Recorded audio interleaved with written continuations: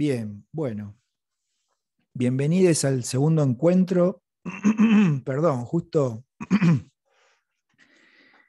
tengo un intruso dando vueltas por ahí.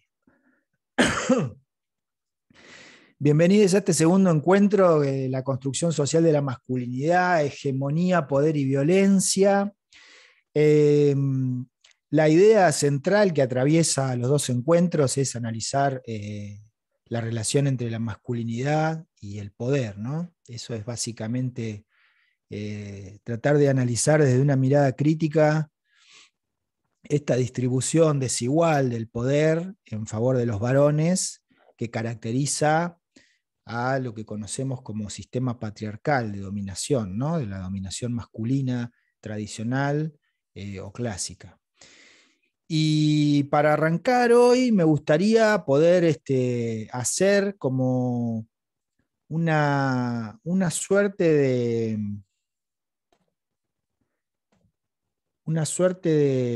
de síntesis de lo que vimos ayer. A ver, un segundito que voy a acomodar. Ahí está. Bien. Entonces, algunas ideas principales de lo que vimos ayer que nos tendrían que quedar, digamos, más o menos dando vueltas por la cabeza, es que la violencia, como ustedes saben, siempre es responsabilidad de quien la ejerce, nunca de la persona agredida, por supuesto, ¿no? Esto que parece una idea muy básica, muchas veces parece no estar claro, ¿no? Cuando escuchamos comentarios del tipo, bueno, pero mirá cómo iba vestida, o etcétera, etcétera, ese tipo de cosas que son tan frecuentes, ¿no? También, bueno, cuando en estas charlas, en estas actividades, hay muchas veces algunos varones levantan la mano para señalar que nosotros también somos víctimas de este sistema de opresión, por supuesto que lo somos, pero este señalamiento de que también somos víctimas debería servir para profundizar en la revisión crítica de nuestras actitudes, ¿no? Porque si los varones somos víctimas, si los varones también somos víctimas, entonces ¿quién sería responsable? O sea, sí, a los varones también nos matan. ¿Quién? Preguntarnos ese tipo de cosas, ¿no? Ir siempre un poco más allá con la pregunta, porque finalmente vamos a encontrar esto, digamos, que somos víctimas, los varones también, sí, ¿de quién? De otros varones. Entonces, obviamente que no somos culpables, pero porque así fuimos educados por las distintas instituciones, pero sí somos responsables de poder cambiar las condiciones de intercambio, digamos, las condiciones de nuestras relaciones cotidianas, ¿sí? Entonces, como vimos ayer, la violencia que desplegamos como género privilegiado no solo afecta nuestros vínculos con las demás personas, no solo afecta la calidad de vida de esas personas, sino que también se nos vuelve en contra y nos afecta y terminamos siendo víctimas de nuestra propia irresponsabilidad. Es una paradoja que ayer, bueno, cuando vimos la cuestión de la formación diferencial de las emociones según el género, es una paradoja que, como, digamos, tratando de no mostrar vulnerabilidad, los varones terminamos siendo vulnerables. ¿De qué manera? Por ejemplo, por no ir a una consulta médica, por no cuidar nuestra salud, por no atender esa cuestión que consideramos una característica femenina, la cuestión del cuidado, del autocuidado, ¿no? Entonces, la paradoja es que tratando de no mostrar vulnerabilidad, eso mismo nos lleva a ser más vulnerables y a encabezar, por ejemplo, los fallecimientos por condiciones preexistentes en medio de esta pandemia, ¿no? Bien, bueno, vamos a arrancar hoy con un autor que les nombré hace un rato, que me parece, digamos, que es esencial. No es el único que habla de esto, hay otros autores también, pero me parece que Joaquín Aspiazu, que es un un sociólogo vasco, militante de estas cuestiones, pero también un investigador, un académico. Ha escrito un libro que es fascinante, que se llama Masculinidades y Feminismo. Y ahí él da cuenta de varias cosas, pasa revista a varias situaciones que él observa. Y entre ellas, la que a mí me parece una de las más potentes, porque es un libro muy potente, una de las más potentes es la diferencia entre masculinidad hegemónica y masculinidad mayoritaria, que ayer en la intro más o menos yo mencioné algo y decía que es muy importante poder diferenciar estos dos conceptos porque nos permite ver, ¿sí? Porque generalmente cuando se habla en términos muy generales o introductorios, suele hablarse de masculinidad hegemónica y masculinidad mayoritaria como si fuesen sinónimos. Y Azpiazu lo que nos va a señalar es justamente cuidado con esta identificación, porque nos obtura, no nos deja ver la cuestión del desenvolvimiento de las relaciones de poder. Y fíjense, yo traje acá en la primer placa para compartir, tenemos ahí la diferencia básica entre una cosa y la otra.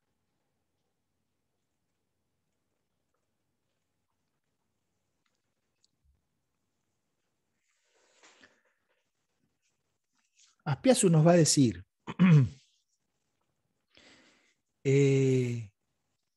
porque antes de eso, decirles que Azpiazu se pone a observar, bueno, ¿qué hay escrito acerca de masculinidades? ¿No?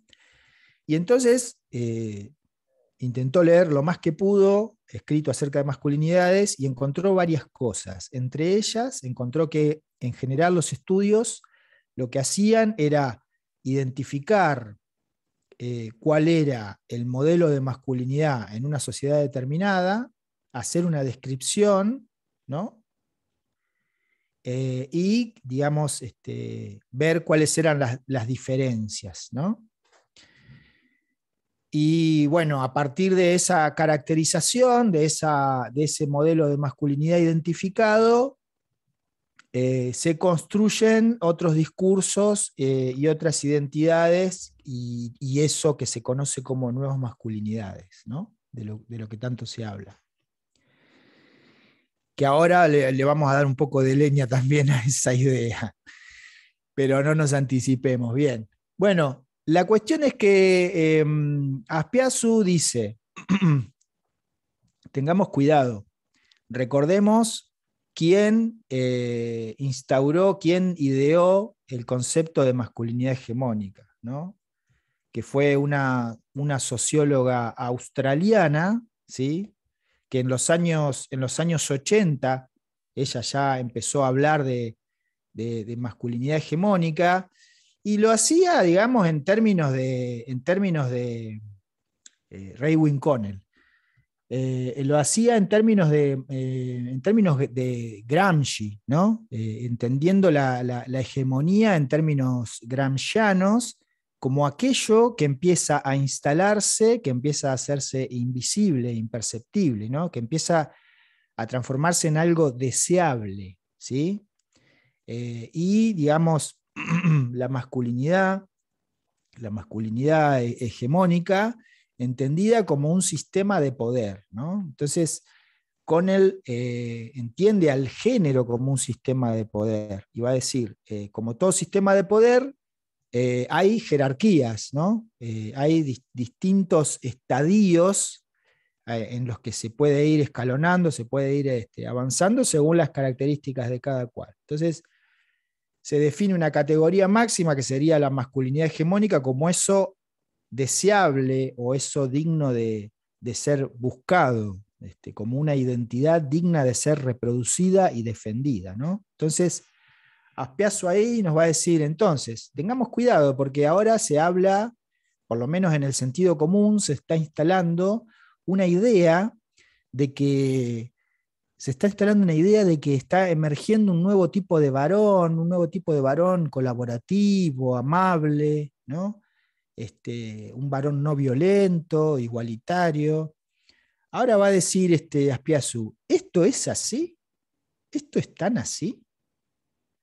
Y ahora mismo, antes de seguir avanzando, vamos a hacer un experimento. A ver, yo les voy a preguntar, ¿quién de ustedes conoce a algún varón que haya puesto en pausa su carrera laboral, profesional o sus estudios para dedicarse de lleno a la crianza? A ver, ¿quién conoce una experiencia así?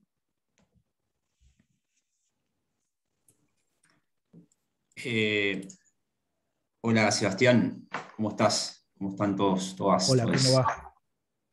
Yo tengo una experiencia muy cercana de un familiar, en este caso mi cuñado, que él, digamos, suspendió el ejercicio de su profesión liberal como psicólogo para dedicarse, digamos, a la crianza y el cuidado de sus hijas. Y bueno, en este caso, digamos, mi hermana sería la que estaría, digamos, trabajando con un, bueno, un sueldo remunerado económicamente hablando, ¿no?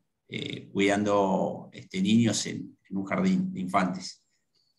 Eh, y fue muy, muy loco porque en realidad, digamos, toda la familia, en algún momento cuando esto fue así, se dedicó bueno, a criticarlo muy duramente por eso y se instaló la idea de que bueno, que él no trabaja, de que él Ujú. realmente vive de mi hermana, que cómo puede ser que él teniendo un título no la ayude, que por qué no buscan una niñera y es re loco porque él le hace la ropa a los chicos, digamos, les cocina, hace todo el trabajo Claro. que, bueno, se invirtió eso, pero bueno, digamos, es visto en la familia como, no te voy a decir como un paria, pero muy cuestionado, incluso se ha llegado a hablar de una sexualidad no revelada de su parte, no, no, es una serie de historias, Claro, sí, sí, una sí, serie de sí. historias que en las navidades cuando ingresa el alcohol, Sí, es sí. tema de conversaciones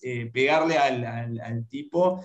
Y bueno, nada, esto es muy loco. Yo no sé si él, digamos, lo expresó una vez, él hace su vida, pero bueno, sí, sí es como ese caso en particular y la verdad que no se lo tomó muy bien y el conjunto de los familiares, al contrario, fue denostado. Es muy impresionante el combo de ideas, ¿no? Cómo hay ideas que van asociadas a otras y a otras y a otras, y es un encadenamiento de ideas, digamos, la mayoría de las veces desacertadas, ¿no? Sobre esta cuestión y cómo, digamos, esto es muy propio del machismo, digamos, considerar esto de que el trabajo doméstico no es trabajo, ¿no? No, pero si está no hace nada, si está todo el día en la casa, digamos, ¿no?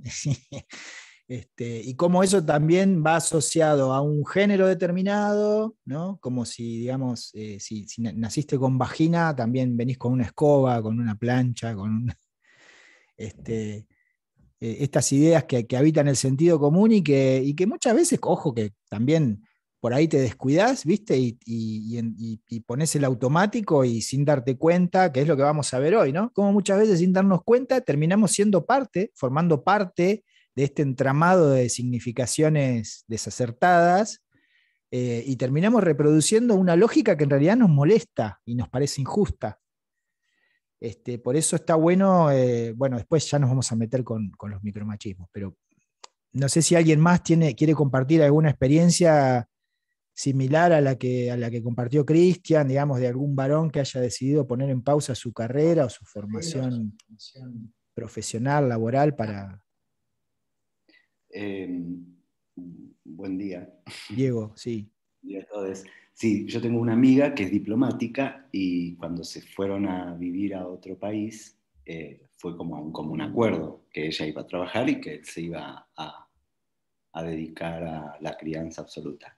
Pasa exactamente lo mismo que comentaba Cristian, no solo con la familia, sino con el círculo de amigos, digo, como para todos él es un vago, que se aprovecha de que ella lo mantiene, no sé qué, y tienen dos hijos que ya, bueno, están entrando en la secundaria, básicamente, entonces, eh, Pero bueno, sí, es eso, siempre se cae como en esa construcción errada y fallida.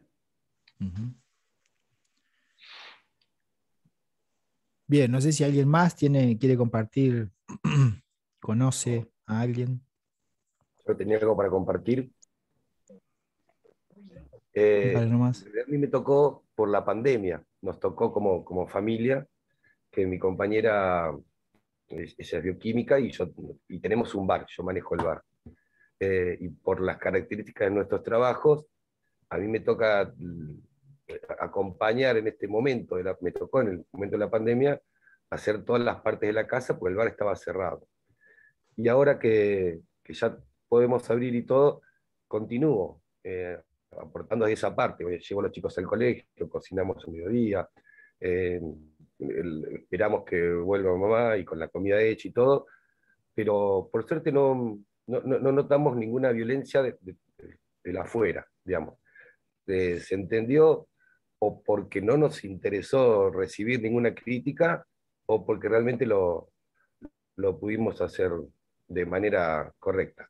Entiendo que es una excepción y que es por la pandemia. O sea, no es que yo decidí en un momento, bueno, me quedo cuidando, hago esta parte porque es donde sirvo más para el proyecto familiar, sino que, bueno, la pandemia nos empujó a eso. Y hoy quedamos medio parados acá y estamos viendo cómo hacer para, para encontrar el equilibrio, no porque no esté bueno, a mí me encanta hacer las tareas del hogar y acompañar a este lado y estar con los chicos, sino porque también es duro para mi compañera el no estar en ese lugar. Ella sí se autopercibe que falta en ese lugar. Mm. Y yo intenté en un principio decirle, no, pero bueno, es lo que nos toca, podría haber sido al revés, pensar que por lo menos puedo acompañar yo, no hace falta traer a nadie de afuera para que haga las tareas estas, y ella se sigue autopercibiendo que falta en la casa, que falta con los nenes, digamos, que como que se siente fuera del proyecto familiar. Mirá que trabajamos para que no sienta eso, pero para ella es mucho más fuerte esa mirada de afuera de, de la responsabilidad de la madre y no abandonar el Ujú. hogar y todo eso. Así que no sentimos una crítica de afuera, sino más bien interna, y de parte de mi compañera, que es una genia, pero ella se Ujú. siente que está dejando un espacio. Bien, bueno, muchas gracias por compartir. No sé si Claro. Facu quería decir algo. Sí. Sí, no, que eso, escuchando que todo funciona a la lógica hegemónica esa de, porque yo conozco otro hombre, digamos, que es amigo de toda la familia, y él también, él le dice mi marido a su compañera, y bueno, tienen todas esas lógicas, que él se queda en la casa, porque él es albañil, y bueno, se jodió la espalda y ya no pudo trabajar más, entonces comenzó como si hace años está en la casa y hace todas las labores de la casa y demás, pero dentro de la lógica de lo que debería hacer la mujer en la casa, o dentro de todo ese trabajo que está inconsciente, ¿no? Y, y eso, que escuchaba y todo responde a esa lógica. Bien, gracias, Facu. Bueno, en general, Yo quería sí, aportar algo, ¿puede ser? dale, por supuesto, sí. Sí, por ahí que no solamente esta mirada sobre las masculinidades tiene que ver con las funciones que, de alguna manera, o los roles que ocupamos, sino también con una imagen, eh, no sé si hegemónica, pero como una imagen tipo a la que hay que responder, ¿no? Y en esto me acordé de cuando yo, por ejemplo, recién empecé a salir con mi compañero, mis hermanos varones, me planteaban qué era lo que me gustaba de él, si era flaco, era un poco más bajo que yo, ¿no? Como que ellos tenían en su imaginario que mi compañero o la pareja con la que yo estuviera tenía que ser más alto que yo, corpulento, ¿no? Como, Sí, sí, sí. y todo eso lo planteaban, ¿no? Entonces, también en eso, no solo en los roles, sino en la imagen que deben tener los varones para el común, ¿no? Para el pensamiento común. Eso también se me vino a la memoria. Eso que dice Analía me hizo acordar de un video que anda dando vueltas por las redes sociales, que es una cámara oculta, donde hay una chica sentada en una mesa fuera de un café, esperando como una cita de Tinder o algo así, como una cita ciega, ¿no?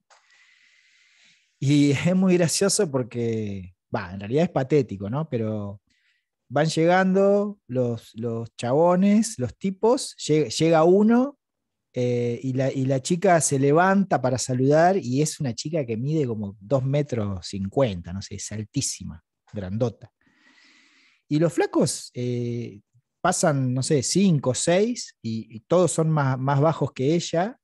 Y los flacos se sientan ahí en la mesa, están 1 minuto, 2 minutos y enseguida buscan cualquier excusa y se van. O sea, no pueden admitir la posibilidad de salir con una mujer mucho más grande que ellos, ¿no? Incluso hay uno que le confiesa, le dice, yo no puedo, no puedo empezar nada con una mujer que sea tan alta, que sea más alta que yo. Entonces digo, bueno, esto que por ahí desnaturalizado y visto desde afuera suena hasta ridículo, pero opera con una fuerza tremenda en esto de forjar la masculinidad, ¿no? Bien, bueno, vamos a retomar entonces. Yo lo que les quería decir es que en general en las actividades siempre ocurre más o menos lo mismo. Son muy pocas las menciones acerca de experiencias de este tipo y en general cuando mencionan alguna experiencia tiene que ver con circunstancias muy excepcionales y casi nunca por propia voluntad del varón, ¿no? Entonces, fíjense que incluso personas que se muestran interesadas en la temática, como son ustedes, como son las personas que participan en este tipo de encuentros, tampoco pueden visualizar en su entorno inmediato experiencias de este tipo. Entonces, ahí la importancia de lo que nos va a decir Azpiazu, nos va a decir, digamos, hay un modelo que se está instalando en el sentido común como algo deseable, pero todavía no se ve reflejado en la realidad, no se ve en los vínculos cercanos. Y va a decir acerca de los estudios, acerca de masculinidades, va a decir que la mayoría de estos estudios se han enfocado en las diferencias entre hombres y mujeres y en las diferencias entre hombres, pero que han olvidado una separación analítica que es fundamental para poder avanzar en la comprensión de estas cuestiones, y que es la separación en términos de su potencial analítico, ¿no? No como cosas escindidas en la realidad, sino como para poder pensar acerca de ellas, ¿no? Que es la cuestión de la identidad y la subjetividad. Entonces va a decir Azpiazu, si pensamos a la identidad como una posición en una red de significaciones, en un entramado de vectores de identificación, va a decir él, ¿no? Pero es una red de significados, hay un punto, ese punto es una identidad, ¿no? Pensamos la identidad así, como un punto en un plano interseccionalizado, un punto interseccionalizado, y la subjetividad como ¿qué hago con eso que se supone que soy? ¿No? La subjetividad como ese elemento de acción individual y colectiva que nos va a permitir intentar transformar algo, ¿no? Entonces, Azpiazu le va a poner una forma de pregunta y va a decir, ¿cuál es el proyecto político de la subjetividad masculina? ¿Podemos los varones pensar un proyecto político diferente al que ya nos otorga el ejercicio central del poder? ¿Por qué habríamos de hacerlo? Digamos, ¿por qué los varones no nos cuestionamos? No nos cuestionamos porque estamos muy cómodos sentados sobre nuestros privilegios, ocupando la cúspide de las relaciones sociales, ¿no? Y entonces Azpiazu va a decir, entonces acá, y ahí retoma lo de la cuestión de la masculinidad hegemónica, va a decir, masculinidad hegemónica es esa masculinidad deseable, es esa idea que empieza a instalarse en el sentido común, que es la idea del hombre amable, colaborativo, igualitario. esa sería una nueva masculinidad hegemónica que, como algo, como una identidad deseable, como algo a lo que habría que apuntar, ¿no? Sobre todo, digamos, teniendo en cuenta el avance imparable de los feminismos desde hace décadas. Ahora va a decir, los varones seguimos comportándonos de manera mayoritaria según los cánones tradicionales. Pero ¿qué ocurre? Ocurre que nadie quiere ser acusado de machista, ni siquiera quienes claramente son machistas. Anda a decirle a Eduardo Feynman que es machista, te lo va a negar. Y te dice hola y ya te das cuenta que es machista, digamos, ¿no? Entonces, Azpiazu nos va a decir esto. Una cosa son las conductas generalizadas y otra cosa es la conducta deseada o que se está instalando como deseable en el sentido común, que no tienen por qué coincidir. Entonces una cosa es mayoritaria, ¿no? Masculinidad mayoritaria, y otra cosa es masculinidad hegemónica. Y el ejercicio que tenemos que hacer es pensar qué tipo de masculinidad hegemónica está empezando a desear el sentido común o a visualizar el sentido común. Y acá tenemos que estar muy alertas porque aparece un peligro, que es, digamos, que está circulando muchísimo el discurso el enfoque, mejor dicho, de las nuevas masculinidades. Y Azpiazu nos va a decir, está buenísimo que se hable de nuevas masculinidades en todos lados y que se señale, digamos, este camino como deseable. Pero cuidado, no nos quedemos solamente en la cuestión identitaria, en la cuestión apariencial, en la cuestión superficial, en la cuestión cosmética de decir, bueno, lavo la ropa los fines de semana, llevo a les peques a la plaza, paso el trapito por acá y cocino cada tanto y soy nueva masculinidad. Ojo con eso, va a decir Azpiazu, porque ahí lo que sigue intacto es la distribución del poder. Seguimos siendo los varones la identidad de género privilegiada que ocupa el lugar central y que toma las decisiones más importantes, no solo a nivel familiar, sino comunitario, político, económico, y somos quienes decidimos cómo tiene que vivir el resto, ¿no? Entonces, ahí Azpiazu nos lanza esta advertencia que me parece fundamental, digamos, no perder de vista la cuestión de las relaciones de poder. Y ahora vamos a ver la siguiente placa.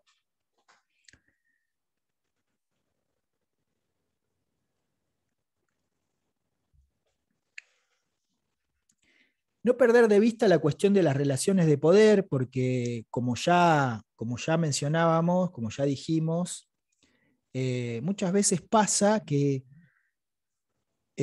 algún varón ve cuando se describe la masculinidad dominante, la masculinidad tradicional o clásica, enseguida se ve a sí mismo en condiciones de decir, yo no soy eso, me eximo de ese modelo, yo soy otra cosa, ¿no? Bueno, está bien, sí, posiblemente no seas eso, pero también posiblemente, como somos un punto en un entramado de significaciones culturales, posiblemente reproduzcas o avales conductas machistas sin darte cuenta, porque están en los intersticios, en el entramado cultural, ¿no?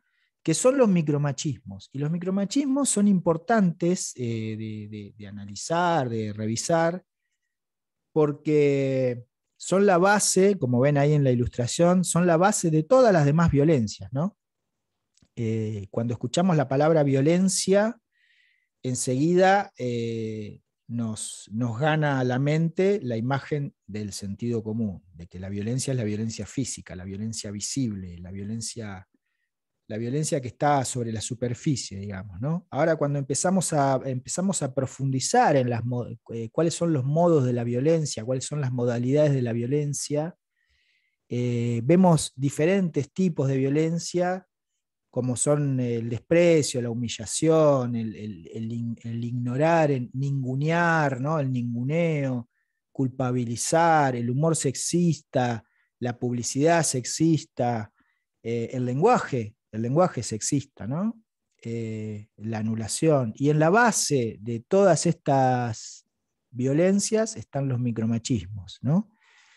Que bueno, como dice ahí, tomando la definición de Luis Bonino, que es quien ideó este concepto que a mi juicio es de muchísima utilidad y me parece súper potente, porque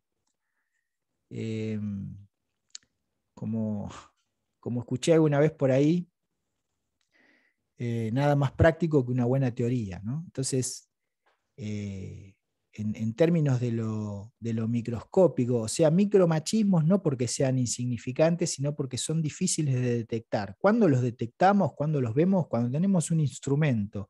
El instrumento es el concepto.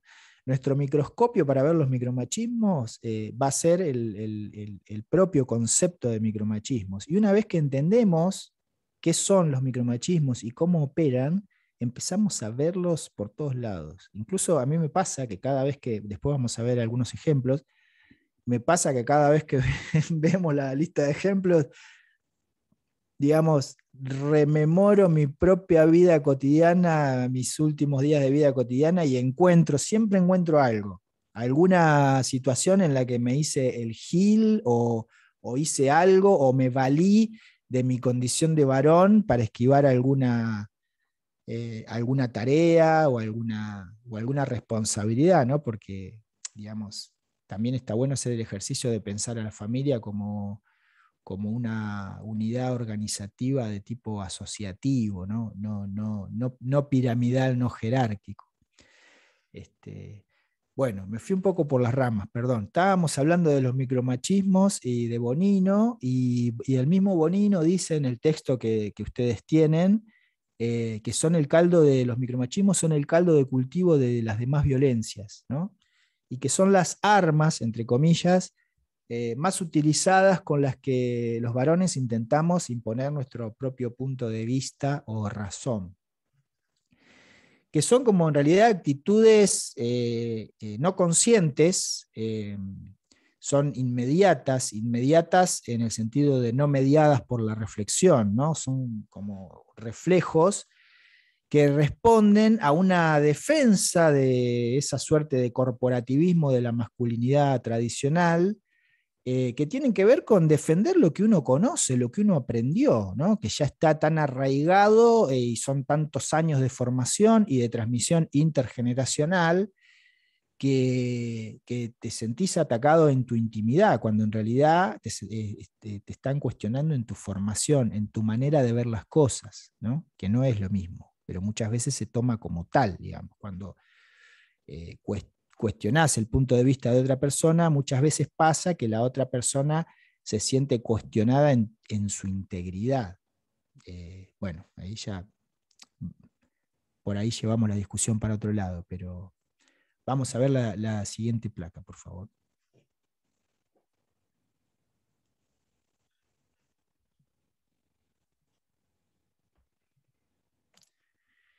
Entonces. Ahí va, ¿eh? Sí, no hay problema. Estoy preparando algo que les quiero mostrar después.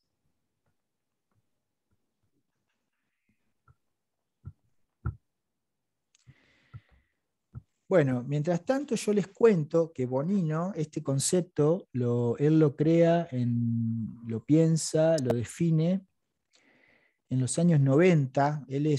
Bonino es un psicólogo argentino que hace mucho tiempo que vive en España, y él durante los 90 notó que los abordajes, tanto los abordajes legales como los abordajes terapéuticos, se enfocaban en la parte visible de las violencias, ¿no?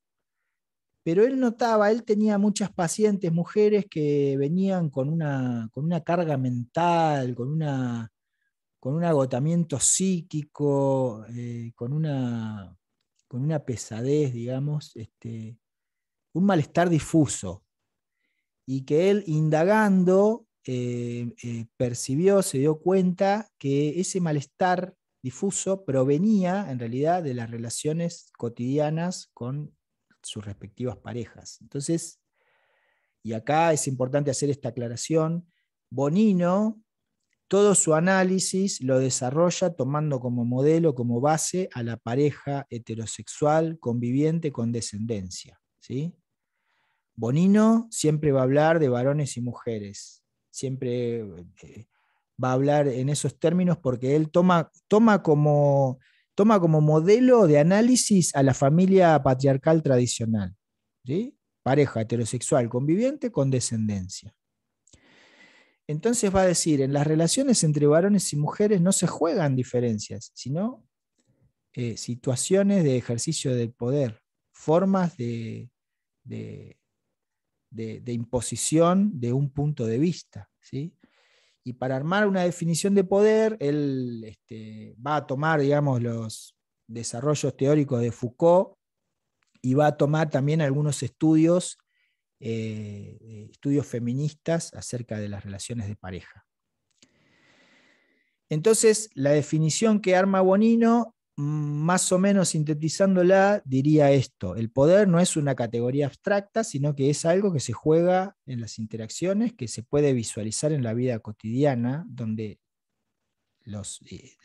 digamos, las personas que están interactuando despliegan esta lucha o esta imposición del poder, ¿no? Entonces, va a decir, hay al menos dos acepciones conocidas, populares. Quizá esta parte que es medio académico, medio teórica, que en 2 minutos le vamos a dar fin, les resulte un poco tediosa, un poco aburrida, pero yo les prometo que en un par de minutos vamos a estar en un mar de salsa picante que vamos a querer hablar todos al mismo tiempo.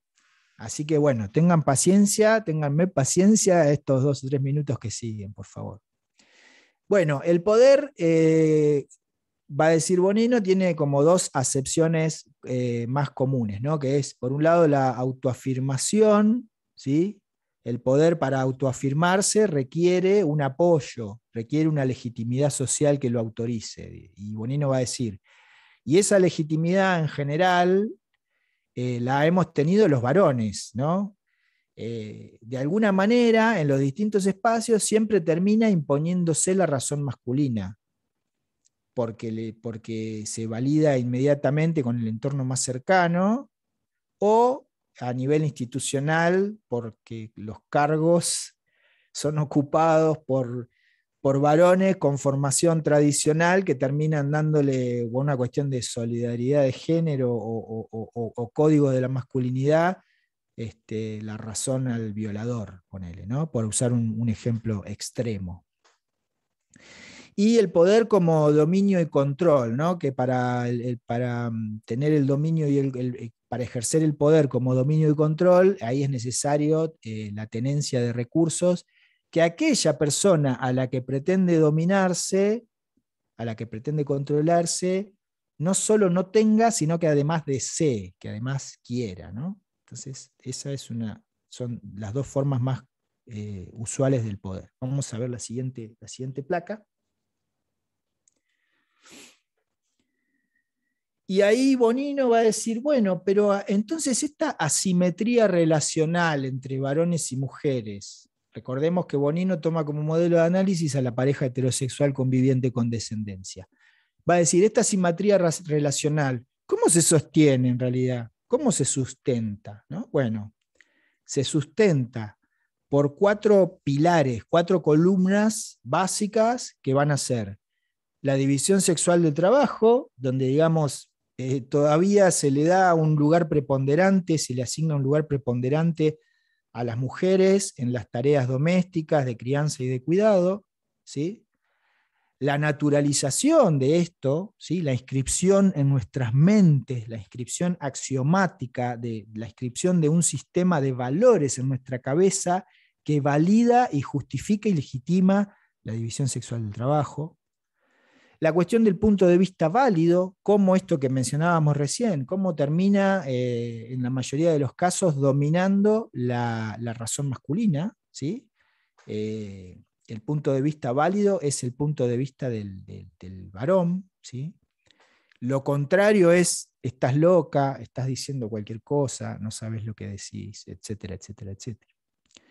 La explotación de las capacidades de cuidado, ¿no? Cuando, por ejemplo, es muy frecuente que en algún grupo familiar, cuando se enferma o está convaleciente alguna persona del grupo familiar, se da por hecho o se da por sentado que va a ser la mujer quien se va a hacer cargo de los cuidados necesarios de esa persona, ¿sí?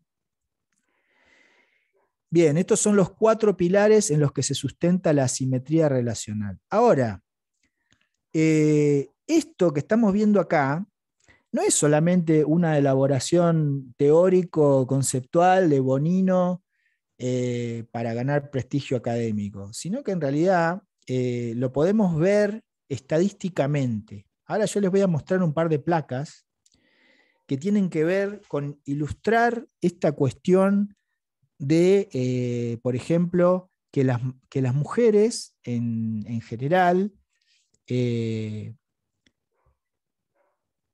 dedican 3 veces o más tiempo que los varones a las tareas domésticas, a las tareas no remuneradas, digamos. A ver si está la siguiente placa, es este gráfico, estos gráficos que yo armé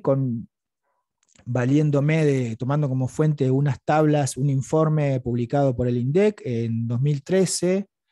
Es de 2013, no porque yo sea un vago que no quiso actualizar los datos, sino porque es la última vez que se hizo esta indagación, fue en 2013. La próxima indagación se iba a hacer el año pasado y bueno, todavía no se hizo por las razones que todos conocemos, ¿no? Pero fueron algunas preguntas que se colaron en una EPH para averiguar el tiempo social promedio que se dedica a este tipo de tareas no remuneradas según el género, ¿no? Según el sexo, dice acá, que bueno, ese es un sesgo que tienen las estadísticas. Entonces, ahí se ve claramente, ¿no? Cómo en términos generales las mujeres dedican casi 3 veces más tiempo que los varones, y cuando los desagregamos, no solamente se mantiene la relación, sino que en lo que refiere al cuidado de personas, por ejemplo, es más elevada esta relación. Sobrepasa esta relación de 3-1, ¿sí? Y ahora les quiero mostrar otra placa que también es muy importante y es muy picante, que es un ejercicio hipotético que el año pasado hizo el Ministerio de Economía, que seguro es posible que lo hayan visto. El informe no es muy extenso y está buenísimo y es muy amigable. Y lo que hicieron fue algo muy simple, que dijeron, bueno, vamos a hacer el ejercicio de monetizar, ponerle un valor económico a la hora de trabajo no remunerado. Trabajo no remunerado son las actividades domésticas de crianza y de cuidado, ¿no? Dijeron, bueno, le ponemos un valor a la hora de ese tipo de trabajo, hacemos la sumatoria y lo comparamos con el PBI, a ver qué porcentaje del PBI representaría, ¿no? Y encontraron que eso representaría casi un 16% del PBI. ¿Sí? Entonces, vos decís, si te quedás acá, decís, bueno, 16% del PBI, o sea, no es ni la quinta parte, o sea, 16% del PBI. Ahora, cuando vos avanzás un poco y decís, bueno, pará, pero ¿cuáles son las actividades más dinámicas? ¿Cuáles son las actividades que más aportan al PBI? Bueno, son la industria y el comercio, cada una con un 13%. ¿No? Caramba, recorcholis, diría alguien. Con esto entonces, si somos un poco osados en aventurar hipótesis, se estaría confirmando en parte una gran idea de la economía feminista, que es que la producción de ganancias se sostiene gracias a la producción de personas. Es decir, que la producción social se sostiene gracias a la reproducción social. Es decir, la industria y el comercio pueden aportar el 13% del PBI porque hay otras personas que planchan la ropa, que cocinan, que limpian la casa, que cuidan les hijes, que cuidan a la nona que está convaleciente, etcétera, etcétera, etcétera. Esta idea es muy importante, me parece que es digna de no perderla de vista y quedarnos con esta idea, cómo la producción de personas es lo que permite la producción de ganancias, ¿no?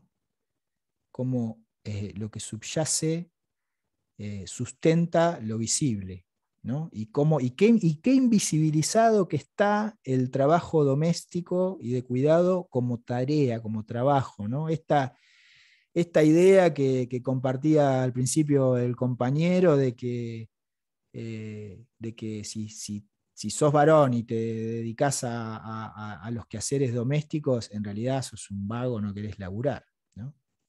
Bien, bueno, vamos a ver la siguiente placa. Y esto, fíjense qué picante que se va poniendo esto, porque el año pasado una consultora muy importante, una consultora de género y diversidad que se llama Bridge the Gap, junto a Boomerang, que es una consultora también muy grande de selección de personal, hicieron una encuesta en 2.500 hogares. 2.500 hogares es un montón en Argentina, en la pandemia del año pasado, y una de las preguntas que hicieron fue: ¿usted considera que durante la pandemia hubo una distribución más equitativa de las tareas del hogar? Y fíjense qué interesante, 6 de cada 10 varones estuvieron de acuerdo con esa afirmación. Dijeron, sí, por supuesto que hay una distribución más equitativa de las tareas del hogar. Pero solamente 3 de cada 10 mujeres estuvieron de acuerdo con esa afirmación. Y esto, una de las primeras cosas que nos muestra es que hay una diferencia en la percepción de la realidad según el género. Es como si los varones considerásemos que lavar los platos una vez por semana o pasar el trapo en el piso los fines de semana o cambiar un pañal de pis, pero no de caca, ya nos sumerge de lleno en una distribución más equitativa de las tareas del hogar, ¿no? Esto es para quedarse pensando y también para traer abrazada la idea que nos tiraba Spiazu al principio, de esto de decir, pará, pero ¿qué? O sea, ¿vos sos un varón igualitario porque lavás los platos? ¿Qué onda? O sea, ¿no? Bien, bueno, avanzamos un poco y ya así nos vamos metiendo de lleno en la salsa picante. Bueno, esto es una suerte de placa síntesis, de placa resumen de lo que vimos recién, cómo, digamos, acerca de las tareas domésticas y de cuidado hay diferencias en la percepción. Ahora, estas diferencias en la percepción se traducen en diferencias en la dedicación, ¿sí? Los varones nos dedicamos menos, pero percibimos que es hay un codo a codo, y no es así. Y esto, a su vez, esta diferencia en la percepción, esta diferencia en la dedicación, que se da en el hogar, se traslada a los espacios de trabajo, donde muchas veces cuando hay una reunión de equipo, se da por hecho que va a ser la compañera la que tiene que ir a preparar el mate, a buscar las facturas o a limpiar la mesa una vez que terminó la reunión, ¿no?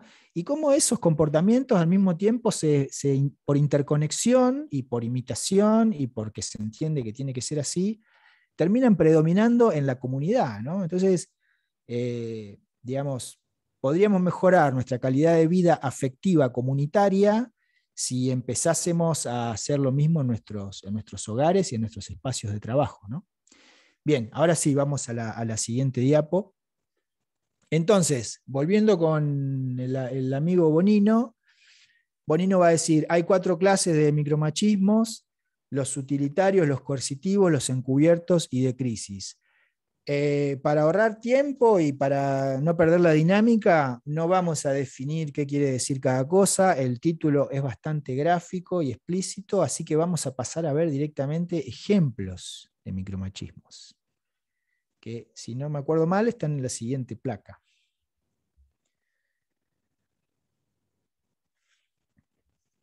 Bien. Bonino, en el texto ese que ustedes tienen digitalizado,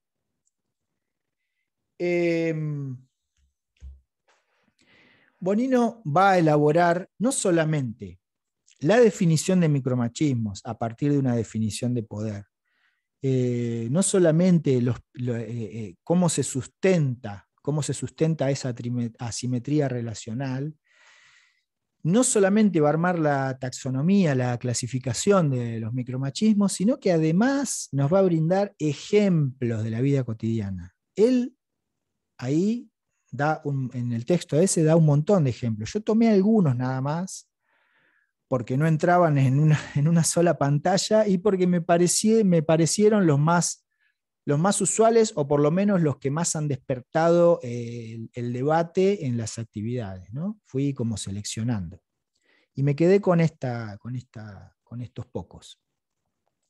Después, cuando ven el texto, van a encontrar otros y se les van a ocurrir otras cosas. Pero en principio, a medida que yo los voy nombrando y los voy comentando, vayan pensando a ver si ven, si se sienten reflejades en esto que yo voy a ir diciendo, y también si les da pudor, pueden decir, le pasó a un amigo, ¿no? Le pasó a un amigo. Yo no, pero a un amigo le pasó. Bien, ahí vamos entonces. Los utilitarios. Dentro del grupo de los utilitarios, Bonino arma como dos subgrupos, ¿no? Que es no responsabilizarse sobre lo doméstico y el aprovechamiento de las capacidades femeninas de servicio. Bien. No responsabilizarse sobre lo doméstico es no implicarse. Por ejemplo, estoy en el sillón con el control remoto y de reojo veo que mi compañera se pone a barrer o a limpiar o a acomodar algo, y yo ¿qué hago? Me hago el gil. Bueno, eso es no implicarse, ¿no? Y es un micromachismo. O me implico, pero de manera ventajosa, ¿no? Por ejemplo, tratando de hacer las cosas más divertidas, ponele, como cocinar o como llevar a les peques a la plaza o a jugar, pero quien le lleva a la consulta médica es nuestra compañera. Bueno, y un montón de ejemplos que se les puedan llegar a ocurrir. O uno básico, cambiar el pañal de pis y no el de caca, ¿no? Etcétera, etcétera. Bien. Otro subgrupo dentro de los utilitarios es el aprovechamiento de las capacidades femeninas de servicio. Esto que ya lo hablamos un poco y que lo veníamos viendo, de naturalizar y aprovecharse del rol de cuidadora, que no es, digamos, una destreza que las compañeras traigan de nacimiento, sino que responden a un aprendizaje o a un hacerse cargo, porque si no, no lo hace nadie. Y lo mismo que ocurre con la delegación del trabajo de cuidado de vínculos, de personas, ¿no? Otro grupo de micromachismos son los coercitivos, que bueno, acá podemos encontrar los más usuales son el control del dinero, el uso expansivo, abusivo del espacio y el tiempo para sí. Miren, y acá, uso expansivo y abusivo del espacio y el tiempo. Yo siempre cuento el mismo ejemplo, pero que es súper ilustrativo, que hace un par de años yo me sentía en un momento re sillonero, digo, no, tengo que hacer algo porque estoy muy pesado, no, así no va. Debería al menos salir a correr. Bueno, ¿qué días podría salir a correr? A ver, podría ser martes y jueves de 5 a 6. Ok, listo, resuelto. Después fui y se lo comuniqué a mi compañera, ¿no? Y después pensando, digo, pero, digamos, claro, o sea, se lo comuniqué, no lo consensué, no le pregunté a ver qué le parecía, no lo acordamos. Tomé la decisión y se la comuniqué, digamos, como... que lo que hice fue dejarme llevar por esa idea de que el tiempo de los varones vale más que el de las mujeres, ¿no? Porque esto, digamos, está muy naturalizado, tiene que ver con la manera en la que fuimos criados y criadas, y tiene que ver con esto de que en las reuniones familiares, cuando terminaba el almuerzo, terminaba la cena, los varones podíamos tirarnos en el sillón a mirar TC 2000 o fútbol, o ir a otra habitación a tomar un coñac y a charlar de lo que sea hasta cualquier hora, mientras las mujeres de la casa se quedaban limpiando las migas, levantando los platos, barriendo, acomodando, ¿no? Entonces, eso te hace entender de manera no dicha, pero sí sugerida, que tu tiempo vale más, ¿no? Y también por lo que veíamos ayer del el texto de Olavarría, de cómo los varones somos criados de manera que entendemos que podemos administrar nuestro tiempo como mejor nos parezca. Bien, bueno, vamos a avanzar entonces. Apelación a la superioridad de la lógica varonil, ¿no? Esto es así porque te lo digo yo, o el tan conocido mansplaining, ¿no? De que esta que es como una pulsión que tenemos los varones por explicarle cosas a las mujeres, ¿no? No, incluso explicarle cosas que ni siquiera nosotros sabemos bien cómo funcionan o cómo son, pero como, digamos, damos por hecho que ella no lo entiende y bueno, se lo tenemos que explicar nosotros valiéndonos de todo tipo de recursos, aunque no entendamos nada del tema. Bien, los de crisis, los micromachismos de crisis tienen que ver con cuando la pareja, la relación empieza a resquebrajarse por diferentes motivos. Puede ser porque la mujer empieza a ganar más que el varón, o porque empiezan a inquietarle algunas cuestiones y empieza a hacer algunas críticas, algunos cuestionamientos. Bueno, ahí aparecen los micromachismos de crisis, que son el hipercontrol, el rehuir a la crítica y a la negociación, prometer y hacer méritos, esto de no, te juro que voy a cambiar, esto no puede seguir así, yo voy a cambiar, voy a hacer esto, voy a hacer lo otro, darse tiempo, ¿no? Esto, bueno, pero dame un tiempo que yo no puedo cambiar un día para el otro, necesito, bueno, nada, todo tipo de argumentos y argucias que tienen que ver con este ejercicio del poder, ¿no? Los micromachismos lo que buscan es sostener el poder de dominio del varón sobre la mujer, pero básicamente sostener y defender esa formación, esa educación diferencial en cuanto a las relaciones sociales que hemos recibido los varones, no solamente en nuestra familia, sino que hablamos de matriz institucional, en la escuela, como veíamos ayer con los ejemplos de los profes que se burlaban de otro por usar una camisa rosa. Se multiplican los ejemplos, ¿no? A nivel institucional, siempre está el señalamiento de que quien tiene que manejar la batuta es el varón. Entonces, si de todos lados te están bombardeando diciéndote eso de una manera u otra, ¿qué vas a intentar hacer? Lo que te dicen, ¿no? Lo que se supone que tenés que hacer. Por eso es tan importante esta mirada, esta revisión crítica acerca de nuestras actitudes cotidianas, ¿no? No alcanza con decir yo no mato, yo no violo, yo no golpeo, yo no insulto. Es más profunda la cuestión. Tiene que ver con dejar de reproducir desigualdades. Y una manera es prestar atención a lo que está pasando en nuestro día a día. Bien, otro grupo de micromachismos son los encubiertos, que acá también Luis Bonino arma dos subgrupos. Uno de ellos es la creación de falta de intimidad, ¿no? El silencio. Los varones tenemos un máster en manejar los silencios. El aislamiento y el mal humor manipulativo, la avaricia de reconocimiento y disponibilidad. Esto de, bueno, quizá les suene conocido esto de bueno, limpié el baño, no sé, merezco un premio o algún tipo de reconocimiento por haber limpiado el baño, o por ejemplo, bueno, llevé a mi hija a la salita de salud, soy un capo. Y el tema es que muchas veces lo que ocurre es que ese reconocimiento llega de alguna manera. Por ejemplo, si un varón lleva a su hija a la salita de salud a una consulta, es muy posible que si hay gente ahí en la sala de espera, le dedique una mirada de atención diferencial a ese varón que está con su hija en la salita de salud, ¿no? Es un tipo de reconocimiento social que se le otorga por el hecho de estar haciendo algo que se supone que no debería estar haciendo él porque es varón. La inclusión invasiva de terceros, esto de, invité a un par de amigos a cenar esta noche, ¿no?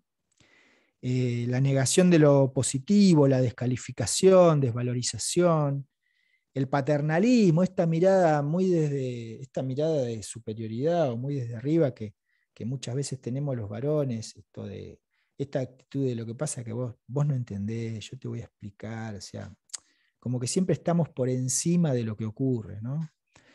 Bueno, la manipulación emocional, que tiene mucha relación con las demás, con las anteriores. Y el segundo subgrupo dentro de los encubiertos son las inocentizaciones, ¿sí? Por ejemplo, la inocentización culpabilizadora. ¿Qué es esto? Es, bueno, pero yo me equivoqué porque vos no me explicaste cómo era. O sea, yo me equivoqué, no sabía cómo era, por lo tanto yo soy inocente y vos sos la culpable. Yo me la mandé porque no sabía que me la iba a mandar. Y vos no me dijiste que me la podía mandar. Por lo tanto, la responsabilidad es tuya. La autoindulgencia y la autojustificación, que también van bastante de la mano con esta actitud anterior, hacerse el tonto y el bueno, la impericia y los olvidos selectivos. No, estaba cerrada la verdulería, o no había tal cosa, o, bueno. No, yo no sé barrer. No, pero lavalo vos al baño, que lo haces mejor. ¿Para qué lo voy a hacer yo si lo voy a hacer mal? La comparación ventajosa, ¿no? La comparación ventajosa, siempre me acuerdo de un amigo que en confianza me comentaba, me decía, yo no sé, mi pareja de qué se la pasa, se queja todo el tiempo y el chabón con el que estaba antes la insultaba, de vez en cuando la fajaba, ¿viste?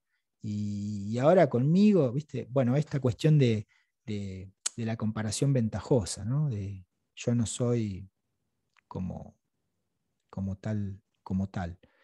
Bueno, la minusvaloración de los propios errores, esto de minimizar, digamos, sí, me la mandé, pero no es para tanto, o sea que no sé por qué armás un lío tan grande con esto que no significa nada, ¿no?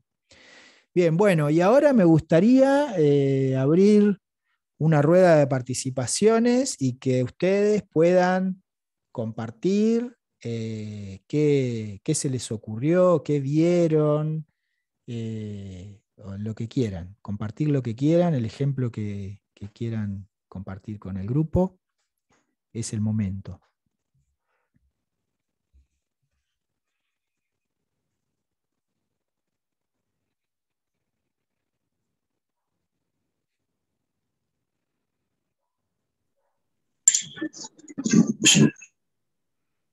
Recuerden que pueden usar el recurso ese de pasó a un amigo, o un amigo me contó que... Hola. Ay,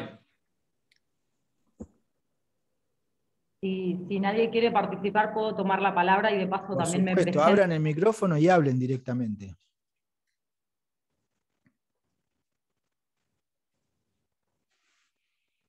Ahí se le cortó a Lorena, me parece. Se quedó la imagen congelada. La voy a desactivar porque me andan mal los datos. Dale. Sí, desactiva la cámara, así funciona el audio al menos. Brevemente, yo soy Lorena del Riego, soy trabajadora social de la Oficina de Género de la Municipalidad de Río Colorado, de acá de Río Negro. Mira. Bueno, estamos haciendo un trabajo también para que este espacio se legitime acá al interior de la MUNI. En ese devenir, digamos, fuimos convocadas por Luz Valeredia, que es la secretaria de Políticas Públicas con Perspectiva de Género de Río Negro, y participamos de unas mesas de género y diversidad, de las cuales se creó un grupo de WhatsApp, y así me llega a mí el flyer de esta capacitación, y por eso estoy participando. Quería como contar eso que me parecía como, nada, un detalle. Se me ocurren muchos ejemplos, obviamente, de todo lo que estabas hablando, es recontra interesante este tema, me llama la atención también que siempre también estemos las mujeres interesadas en esto de las construcciones de las nuevas masculinidades, porque me parece que justamente el camino es esto, por el lado de nuestros compañeros, o bueno, de los varones en general, ¿no? Pero digo, como que es con ellos, no nosotras por ellos, sino como que me parece piola esto, por ejemplo, de que vos en este caso seas como el que lleva adelante esta capacitación, Como que me parece que lo que hace falta un poco más es involucrarlos a ellos, que son los hegemónicos. No sé si se entiende lo que quiero decir. Pero bueno, por eso me ocurrió un ejemplo, que no voy a decirle pasó a una amiga, me pasa a mí, esto que vos contabas ahí, acá lo último, el ejemplo del varón que se observa con una mirada diferenciada cuando se hace responsable de estas tareas de cuidado que claramente tienen que ser responsabilidades compartidas. Pero, por ejemplo, me pasa con mi compañero, que eso, que está en casa él a la mañana, yo entro a trabajar a la municipalidad a las 6 de la mañana, o sea que me levanto muy temprano, y él está toda la mañana en casa y tenemos un niño de 2 años y medio. Y él es el que lleva adelante todo lo que tiene que ver con la organización de lo cotidiano, del almuerzo, de llevarlo al espacio de primera infancia, que es a donde concurre. Y bueno, y en realidad como que bueno, es esa la organización, está charlado, obviamente a nivel familiar, y como que, digamos, tendría que fluir, pero no faltan los momentos de discusión en los que él saca como a relucir, para mí entraría en algo de lo del cuadro que mostraste ahora, lo último, esta cuestión de la avaricia de reconocimiento, o no sé cómo llamarlo, como que esto, como si fuera que hay que dar un premio por hacer eso. Digo, bueno, él es el que tiene un horario de trabajo distinto al mío. Él trabaja en un kiosco, menos horas y a la tarde. Digamos, bueno, en ese horario yo también a la tarde estoy en casa con nuestro hijo, y bueno, y en ese momento también yo ejerzo esos cuidados y organizo la cena y bueno, y todo lo que, y no estoy echando en cara eso, o como vos decís, bueno, limpiaste el baño, no hay un premio por limpiar el baño, o sea, son todas las tareas que implican en el devenir organizacional de la familia. Entonces digo, falta muchísimo, o sea, él en ese sentido re bien, porque obviamente que esto acompaña la lucha también de nosotras, las feministas que estamos en este camino, pero como que no falta el momento en el que surge eso de que necesitan como ese reconocimiento, ¿no? Como que para mí falta un montón, si bien vos lo dijiste también, que es como picante esa cuestión, en cuanto a que, por más que se observen de alguna manera cambios en lo conductual particular de algunas familias, o en esto, ¿no?, los compañeros, me parece que falta un montón para desandar todo ese camino justamente de masculinidad hegemónica que se ha venido construyendo, y que tampoco para mí escapa a nosotras como mujeres, porque yo también me reconozco en estas cuestiones que vos mencionás, que estábamos viendo en los flyers de hoy.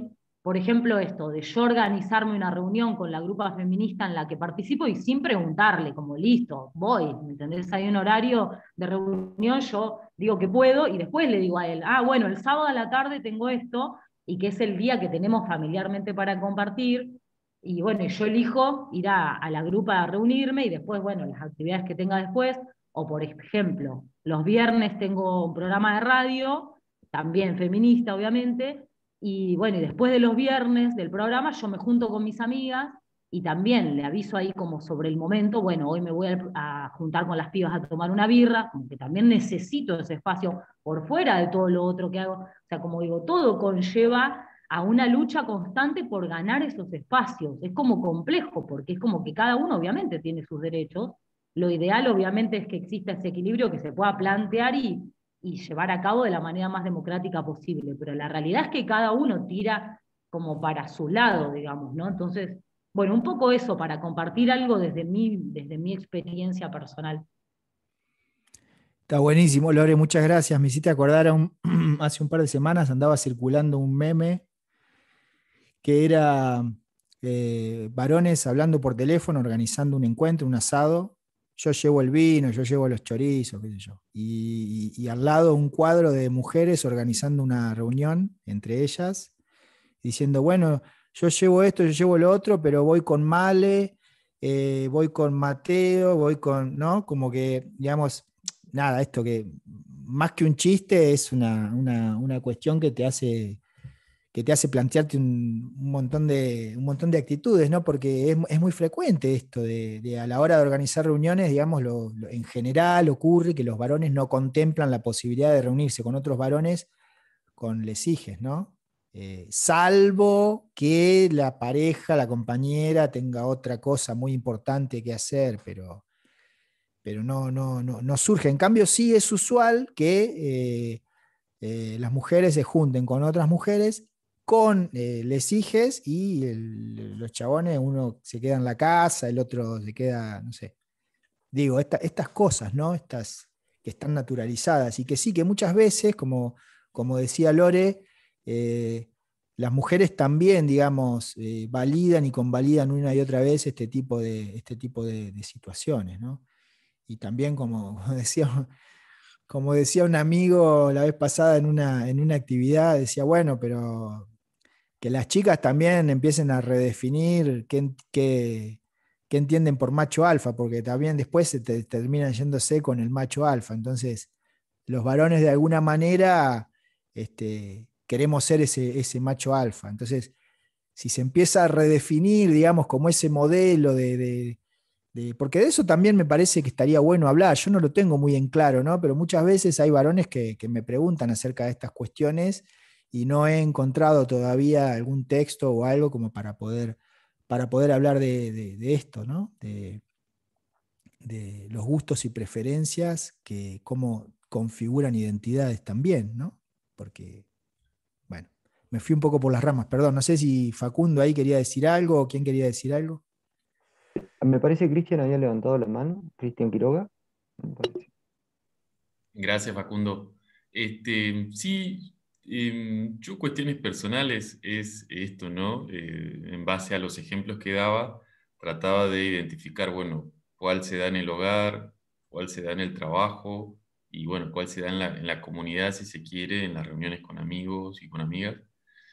Y por ahí pensaba esto, bueno, tengo la suerte porque a veces en estas cuestiones de revisarse y estar atento, tener un sensor, creo que ese sensor no es que funciona bien, sino que no demanda mucha exigencia en el ámbito laboral, porque tengo la suerte de tener compañeros y compañeras como que tratan de revisar esas cuestiones y ante cualquier signo que hace a esos ejemplos hay un llamado de atención y hay como, che, fíjate lo que acaba de ocurrir y es como que uno dice, bueno, a futuro no cometerlo.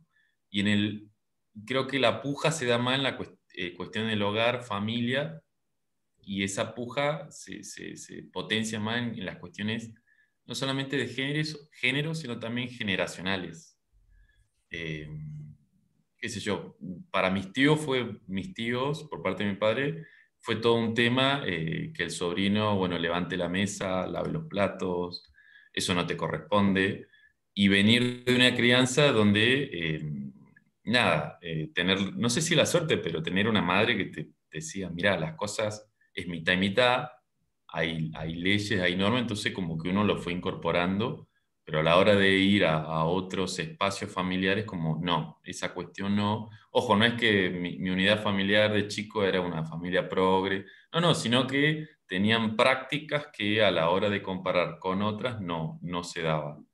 Y vuelvo a insistir, por una cuestión generacional, es chocante, se choca mucho cuando uno trata de hablar de esos temas con tíos, tías, sobre todo las tías, pero sí tengo la suerte en el hogar también de tener hermanas o primas que ante esa cuestión del reconocimiento, ay, mira qué bueno el sobrino que está levantando los platos o va a lavar los platos, decir, no hay necesidad de halagarlo porque va a ser algo que es común y que le corresponde también a él.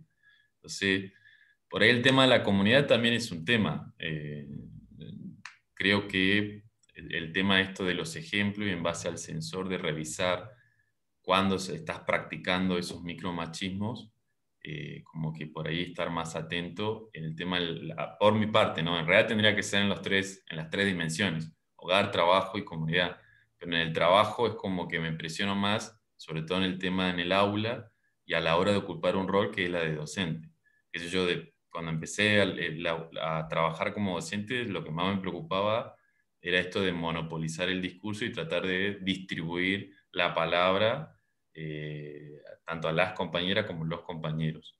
Pero después con el tiempo, con otras lecturas y compartiendo el espacio de trabajo con compañeras y sobre todo también en sindicatos, como que también estar atento a otros signos, a otras señales y bueno, tratar de corregirlas y de mejorarlas.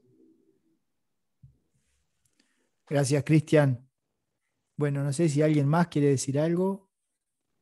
Yo quería comentar que justamente eso, bueno, me sentí reconocido en la mayoría de los micromachismos y que me quedé con esto que decías de tener, para detectarlos se necesitan conceptos, porque están todo el tiempo ejecutándose con respecto a uno, por lo menos conmigo, en sentir esa exigencia que quizás solamente la ve 2 veces, o quizás hice muy pocas cosas en la casa y me relacionaba como que ya había hecho mucho.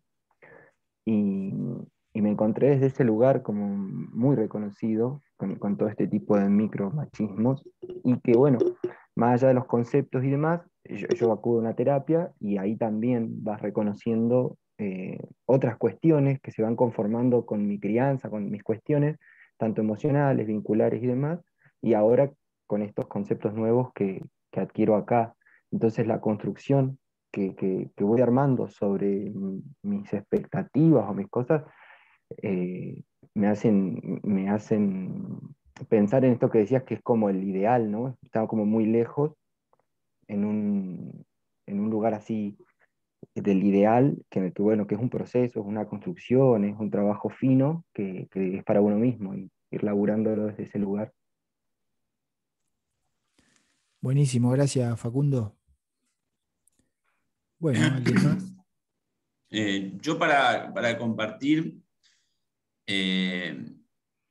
algo que no sé si les pasa al resto, pero es como que uno habita a veces como 2 o 3 mundos muy diferenciados y hay como una presión social, por lo menos yo de mi cuestión identitaria a veces lo siento. Yo, por ejemplo, practico deporte y una cosa es la cancha de pádel cuando estamos con la cerveza con los amigos y otra cosa es el mundo académico y laboral. Incluso el mundo con mi pareja, o sea, yo con mi pareja nosotros estamos redefiniéndonos, redescubriéndonos desde nuestro lugar, cada uno en su proceso terapéutico, después también con nuestro proceso de terapia para tener una relación más saludable, ¿no? Que es muy difícil porque, bueno, los dos venimos de Chernobyl, digamos, o sea, nuestras historias y cada uno es pantalla proyectiva del otro a veces y no está bueno. Pero más allá de eso me pasa que cuando o sea, cuando hablo incluso con mis amigas es una cosa, y cuando uno habla con el amigo de todos los días, digo, aquel que no tiene por ahí esta formación académica, este discurso internalizado, no lo escucha. Y cuando lo escucha, por ahí lo escucha desde un feminismo más radical, en donde, digamos, el juicio de valor y la sentencia ya inhabilita, prácticamente es defensa o, bueno, atacar, huir, ¿no? como hace así. Entonces, de repente me encuentro tomando una cerveza y aparece todo ahí. Y yo veo las caras de la gente y yo digo, yo no sé si realmente todos los que estamos ahí tomando la birra creemos eso o nos reímos por complicidad, pero ya, o sea, es cierto que las risas son frente al chiste machista o frente al comentario descalificativo, o frente a esta cuestión de enarbolar la bandera de la supuesta hombrilidad, ¿no? Como en plan, bueno, no sé, mirá qué poronga que soy, digamos, de repente yo ya es como que antes la risa era convencida, ahora yo creo que no es tan convencida, pero igual está. Es como que ese ámbito social, hay un montón de ámbitos sociales donde uno se junta a hablar con amigos que está, pero no está. Es decir, por lo menos empieza a aparecer, pero digamos, eso de la nueva masculinidad, de la superación, me parece muy real todavía. O sea, yo lo que veo es más bien un ruido, en algunos como un ruido que puede ser, digamos, algo que te lleva a vos a revisarte. Insisto que es algo que ni siquiera un curso, es algo que tenés que revisar incluso en el contexto de la terapia, porque somos lo que somos en función de esas identificaciones que nos forjaron y de repente la incertidumbre que te genera y la conmoción que te genera de repente perder ciertos lugares de privilegio, te genera miedo. Por ejemplo, hay mucha gente que es controladora o lo que sea por miedo, porque de repente la pareja entiende que la seguridad que proyecta pasa por ese lado, por el lado de ser un hombre, ¿no? Así como estar seguro, ser proveedor, y de repente eso es inseguridad también, ¿no? Y que si se conmueve va a ser, en definitiva, vulnerable, y de ese lugar vulnerable, bueno, su pareja o lo va a dejar o lo que fuera, ¿no? O bien no se va a hallar ahí. Entonces, es como que yo veo como esos espacios muy diferenciados, es re loco, porque yo acá hablo lo más bien, la tengo dentro de todo en algún punto clara con algunas cosas, pero no puedo evitar, es como que el automatismo frente a un chiste que vos sabés que esto ya no va más, digamos. Pero me río igual, o sea, frente al tipo verde, ¿viste? El poronga, ¿viste? No me sale decirle, sos un poronga, es un verga. No, es como que no puedo evitarlo, como que y después le digo, uy, ¿qué pasó acá? Como que sigue estando esos nichos sociales, de alguna manera, donde es tan fuerte el sentido común y el piloto automático que tiene uno, que de repente te sale un gesto de complicidad, porque en definitiva ese gesto de complicidad no debería estar, o sea, no te digo que me voy a poner a discutir, porque por ahí ni lo conozco al flaco, que manejate, pero de alguna manera, ¿por qué la complicidad? ¿Por qué me voy a reír frente a ese chiste o por qué ese gesto? Esos microgestos en el ámbito social de todos los días, digamos, el deporte, de ir a comprar una fruta, aparecen mucho más naturalizados que de repente cuando yo estoy en modo trabajo, como decía Cristian, modo docente, modo digamos, a full revisando con conciencia crítica lo que digo y hago. Cuando entro en el sentido común de las cosas, ¡pum!, de repente aparecen esos automatismos. Eso quería como compartir. Buenísimo, muchas gracias, Cristian. Bueno, ¿alguien más quiere compartir, aportar, comentar? Puede ser alguna compañera también, porque esto nos habita a todos, ¿no? Reproducimos y avalamos estas actitudes.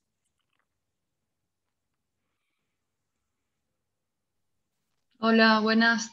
Sí, yo a partir de lo que comentaba recién Cristian pensaba, ¿no? Además de trabajar en la universidad, trabajo en un organismo del Estado, en el SENASA, y, y lo que nos hace falta, digo, para generar los cambios que estamos buscando como sociedad, es que nuestros compañeros dejen de eso, ¿no? Dejen de habilitar. Dejen de habilitar esos chistes, dejen de habilitar esos gestos, por ejemplo, los gestos del maltrato, ¿no? Cuando vienen, no sé, les cuento escenas laboral, cuando viene un productor caliente y pide por el veterinario en lugar de por la veterinaria, ¿no? Eso, en lo cotidiano, ahí me parece que es donde podemos empezar a horadar. Porque después, como dice Cristian, cuando uno está en el espacio institucionalizado y, no sé, en la universidad, con los compañeros, con las compañeras, con estudiantes, obviamente se pone a revisar y es mucho más consciente y más cuidado de qué dice, qué no dice, qué habilita, qué no habilita. Ahora en el cotidiano es donde necesitamos estar atentas, atentos y no avalar, me parece, ¿no? Porque eso, ¿no? Si no, no modificamos nada. Claro. Gracias, Silvia. Sí, bueno, ahora después de alguna intervención más, vamos a ver algunas de estas cuestiones con algunos ejemplos, ya para ir cerrando este segundo encuentro. Así que si alguien más quiere hacer alguna intervención, este es el momento. Y si no, ponemos primera y arrancamos de nuevo para ver algunas diapos más, una diapo más. Yo por ahí iba a decir algo cortito, Sebastián, Sí, por favor. recuperando lo que planteaba Lorena y vos también acerca de las reuniones, de cómo se organizan los varones y cómo lo gestionan las mujeres. A mí algo que me llama siempre poderosamente la atención es la rapidez y la disponibilidad con la que siempre se organizan los varones al momento de que sale un asado, que sale una reunión al toque, ya están listos, y en cambio en el caso de las mujeres, o por lo menos del grupo que yo tengo, es siempre tiene que ser, digamos, una cita con con bastante previsibilidad, hay toda una organización que se tiene que dar, se tienen que no sé, alinear los astros, tienen que dejar a los pibes ya comidos, bañados, toda la casa resuelta y... Tenés que presentar una nota. Sí, básicamente. Completar un formulario. Pero también aparece mucho esta cuestión de la culpa, ¿no? De que, ¿cuál es es como que no hay equilibrio entre los roles, ¿no? El de amiga, como que está siempre en tercer, último lugar. Entonces la cita con amigas se patea, se patea, se patea, se patea y,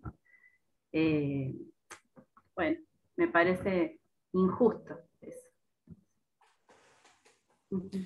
Está muy bien lo que comentás, y me acordaba que el año pasado, en una actividad que les comenté, que para una universidad nacional, en un momento hablando acerca de esta imposición del punto de vista válido, una compañera docente, creo que era jefa de cátedra, hizo una reflexión, dijo: claro, mira, ahora me doy cuenta, ¿no? En ámbito universitario, donde que en general en las instituciones educativas están habitadas mayoritariamente por mujeres, ¿no? Y sin embargo escuchás hablar a las compañeras y te dicen los docentes, bueno, nada, un montón de cosas que tenemos que revisar, ¿no?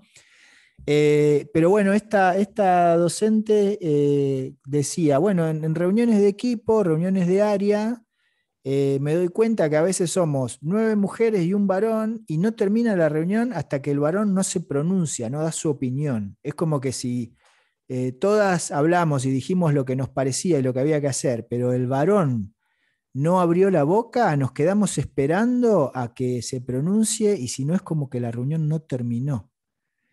Y esto, digamos, ¿y por qué no puede terminar la reunión sin que el varón presente no diga nada, ¿no? Es como una cuestión también de incluso de legitimar o de validar o de condicionar comportamientos, incluso cuando el varón presente no está dispuesto a seguir determinados patrones de conducta, ¿no? Entonces, bueno, nada, digo esto, que también muchas veces reproducimos desigualdades y muchas veces nos vemos condicionados a actuar de determinada manera porque es lo que el entorno está esperando que hagamos, ¿no? Que nos manejemos de esta manera o de otra. Bien, bueno, si les parece vamos a, salvo que alguien quiera decir algo más, pero ya estamos muy sobre la hora, me gustaría compartir la última diapositiva, que digamos, esta última diapositiva son ideas síntesis que no se me ocurrieron a mí, sino que tienen que ver, digamos, son ideas condensadas a partir de las conclusiones de participantes como ustedes en distintas actividades y en distintas charlas. Yo fui tomando las más mencionadas, las sugerencias que aparecían con mayor frecuencia, y pude condensar en estas 3, digamos, esas líneas de posibilidades de acción que tenemos para empezar a cambiar estas cuestiones, ¿no? Una de ellas es revisar mi gestión emocional, tener presente esto de que de la manera en que yo administro y manifiesto mis emociones tiene una incidencia directa en mis vínculos más cercanos. Entonces, si cómo manejo mis emociones impacta en mi vida relacional afectiva, en mi calidad de vida afectiva, bueno, urgente revisar eso, urgente revisar eso. Por otro lado, y de alguna manera que tiene mucho que ver también con esto, es quitar presión heteronormativa al entorno. Es decir, dejar de suponer que todas las personas que conocemos son heterosexuales, por ejemplo, ¿no? Encontrarme con mi sobrina que hace mucho que no veo y decir, uy, qué grande que está, ¿ya te gusta algún chico? No, o sea, revisar esas conductas que muchas veces, como decía ahí un compañero, son automatismos en los que caes, digamos, cuando te distraes te arrasa el sentido común, pones el automático y el automático es el sentido común, ¿no? Entonces, muchas veces ejercemos violencia sin darnos cuenta, reproducimos desigualdades sin darnos cuenta. Entonces, quitar presión heteronormativa al entorno es muy importante. Tender puentes de comunicación. Esto tiene que ver también con lo que veníamos charlando, con lo que venían compartiendo ustedes. Tender puentes de comunicación es, por ejemplo, si estoy en un asado donde somos 15 chabones y uno de ellos hace un chiste misógino, hace un chiste machista, hace un chiste homofóbico, lo más posible es que se rían 2 o 3 de los 15 y el resto nos quedemos callados, miremos para otro lado, ¿no? Y muchas veces caemos en esa actitud de quedarnos en silencio porque no queremos romper la cordialidad del momento.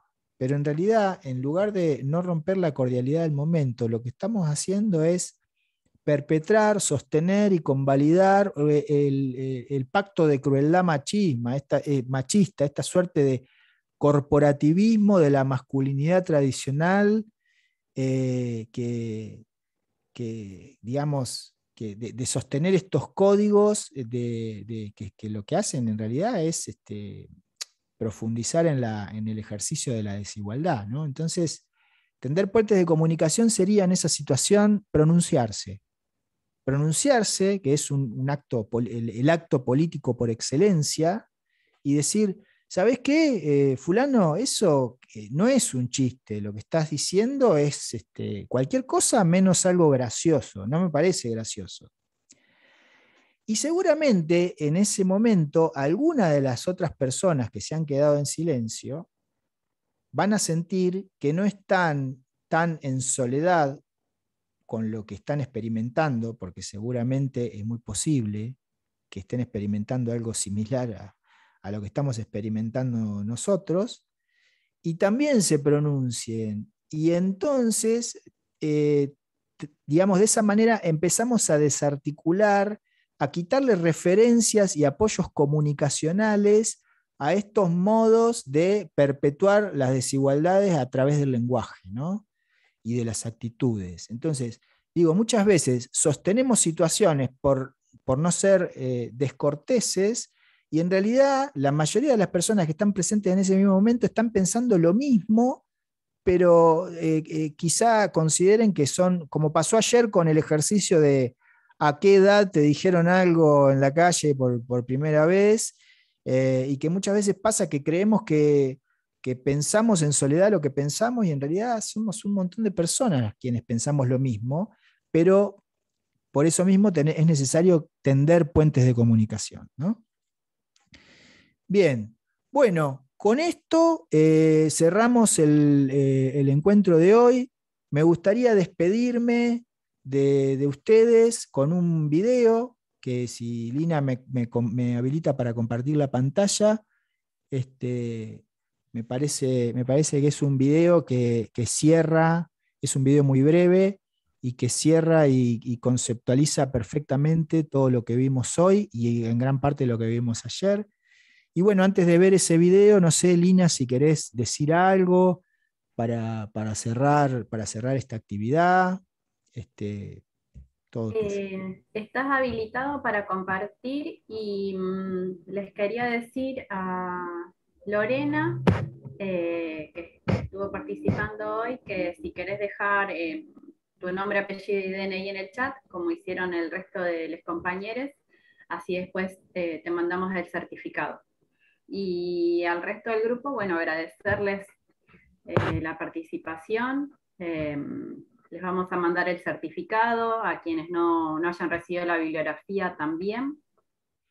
Les voy a escribir en el chat ahora de la reunión el mail de ADUNC, y les voy a dejar también mi mail personal, así que no hay ningún problema, nos pueden escribir y les vamos a acercar esto. Y también si necesitan información del resto de los cursos que forman parte del programa de capacitación. Así que les agradezco muchísimo, y la verdad que personalmente me quedo con ganas de seguir escuchando a Sebastián. Pero bueno, será en otro momento. Bueno, Muchas encantado. gracias. Bueno, Gracias. les agradezco mucho, les agradezco muchísimo por la oportunidad de compartir este espacio con ustedes. Y bueno, les saludo y comparto este video que está bien simpático. Nos vemos, muchas gracias. Muchas gracias, que estén bien. Gracias, saludos a todos. A ver, vamos de nuevo. Compartir pantalla, compartir sonido. Ahí está, ahora sí, muy bien.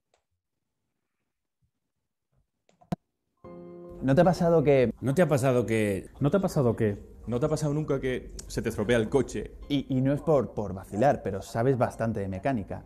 Y crees que sabes qué pieza es. Entonces te llevas a tu amiga para allá. Y te presentas allí y empiezas a explicarle al mecánico. Pues mira, este es mi coche, creo que le pasa eso. De esta manera facilitas el diagnóstico. Y el mecánico empieza a contestarle a ella. Y solo le habla a ella, como si tú fueras idiota. Y él habla de dinero con ella y de la pieza que le falta a ella, de cuánto va a tardar a ella. Y tú no comprendes por qué, porque tú eres el que sabe y además el coche es tuyo. Te cabrea, y mucho.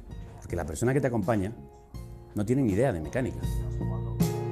¿No te ha pasado que estás jugando con las niñas de tu vecino? Ahí tirándote por el tobogán y corriendo tras ellos. Tu vecino se da cuenta que te lo estás pasando muy bien y te pregunta: oye, ¿no estás pensando en tener retoños tú también? Porque se te está pasando el arroz. Y claro, es una pregunta que te pilla por sorpresa, ¿no? Un poco sorprendido y como, ¿quién eres tú para decirme eso?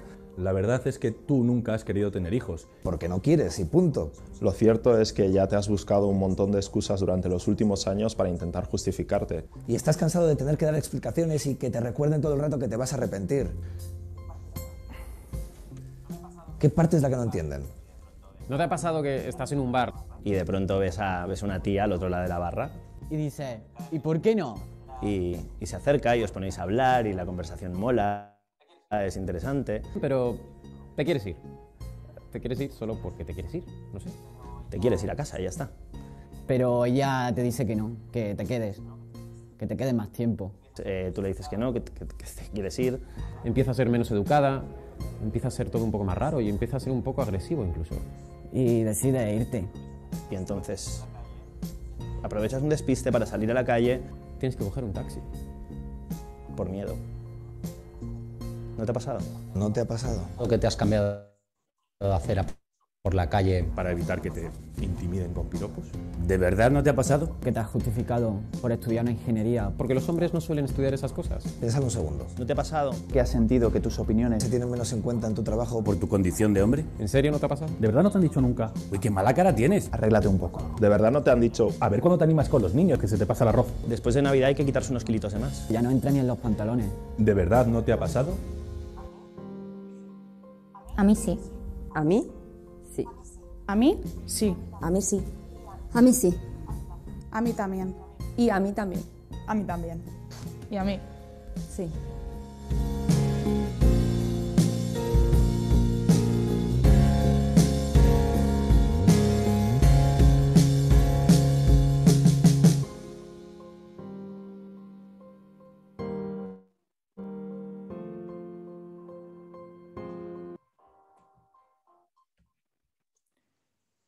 Bueno, muchas gracias.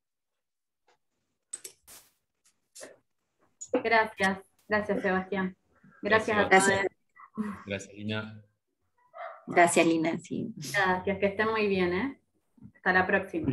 Hasta la próxima. Gracias, luego. Eva, gracias, Lina. Buen fin de Gracias. Chao. Gracias. Estén bien, gracias.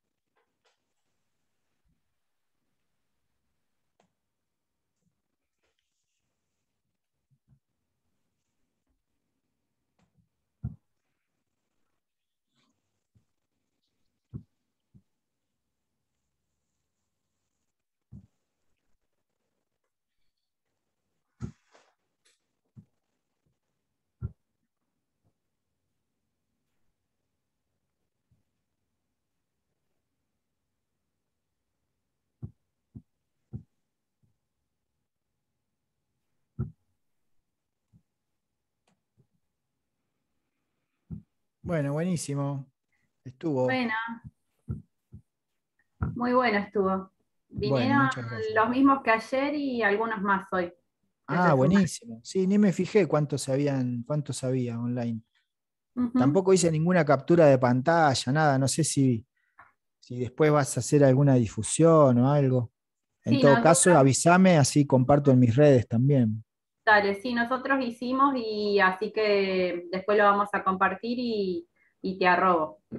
Dale. Buenísimo, buenísimo. Bueno.